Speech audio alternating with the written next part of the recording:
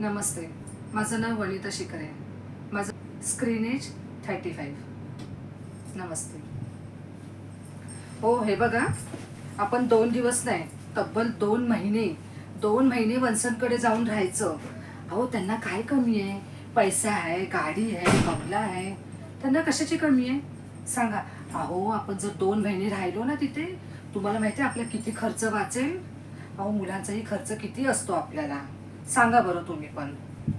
2 महिन्याचा खर्च म्हटला ना तरी 20-25 हजार कुठे गेले नाहीत. पण मला एक सांगा, तुम्ही नेहमीच वंसकडे जाताना नाही नाही का करता हो?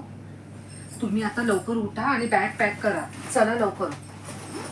आणि मुलांचा खर्च पण वाचेल आपला आणि आपलाही खर्च वाचेल. आणि जमलंच ना तर येताना थोडे आंबे, थोडेसे काजू, ऊसाचा रस असं सगळं बांधून घेऊन येऊया. आणि तुम्ही तिथे नको नको बोलू नका.